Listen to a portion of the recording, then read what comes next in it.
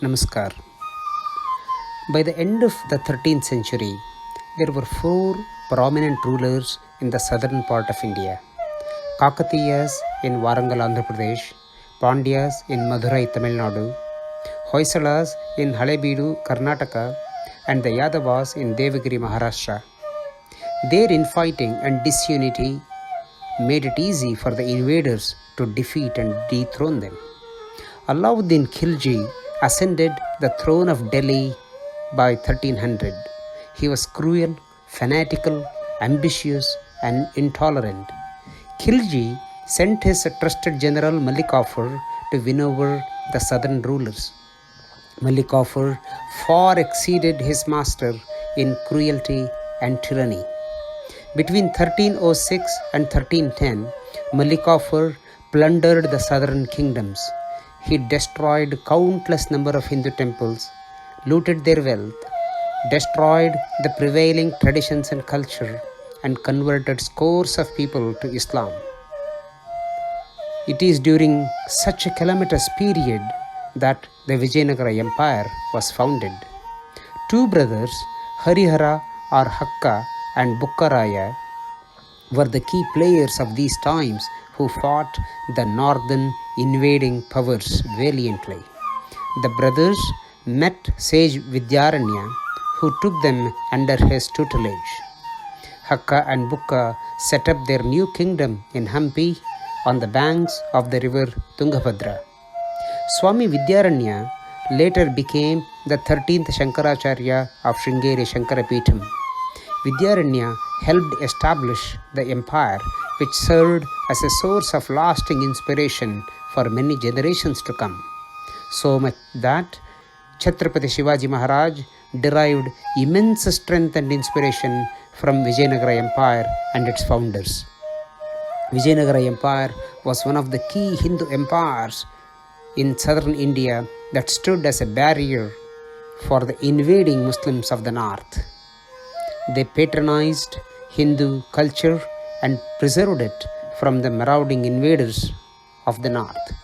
People of India obviously owe a huge share of their preserved Hindu heritage to the Vijayanagara Empire and its rulers. Sri Krishna Deva Raya became the emperor of the Vijayanagara Empire in 1509 and was its ruler till 1529. And he is considered to be Vijayanagara's greatest ruler. During his rule, Vijayanagara Empire achieved its peak. His kingdom was rich and beautiful. He became the dominant ruler of the peninsula by defeating many Islamic rulers, and Krishnadeva was one of the most powerful Hindu rulers in India. Krishnadeva was also an outstanding administrator, excellent general, and a talented poet. His empire expanded in all directions, and it included people speaking many languages, including Telugu, Kannada, Tamil, Marathi, and others.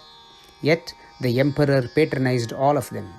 Some of the best literary works in all these languages came out during Krishnadeva time. His contribution to the Haridasa Bhakti movement is also immense. Both Purandaradasa, who is considered the father of Carnatic classical music, as well as Kanakadasa, another famous Haridasa, both lived during Krishnadevaraya's time, and they lived near Hampi. During Krishnadevaraya's period, the economy of his kingdom and the southern provinces in general improved. They had established trading relationship with many countries. That a folk song in Kannada alludes that during his time, people bought and sold pearls, gold, and gemstones on the streets of Hampi. Speaking of Hampi, Hampi or Pampakshetra was the capital of the Vijayanagara emperors. During Ramayana times, Hampi used to be called Kishkindha, and it was ruled by the Vanara king Sugriva. It was here that Sri Rama and Lakshmana met Lord Hanuman. For many centuries, Hindu kings from all over India had patronized Hampi and built many temples, and you see some of them here. Malik Kafur and later Muhammad bin Tughlaq invaded and pillaged Hampi. The broken hand of Ugra Narasimha stands witness to the terrible and pervasive destruction of temples and idols by the barbaric invaders. Vijayanagara Empire's end came after the ill-fated Talikota War of 1565 when Aliya Ramaraya lost to the Deccan Sultanates. Hampi, such a beautiful place, worth a visit. Dhanyavad.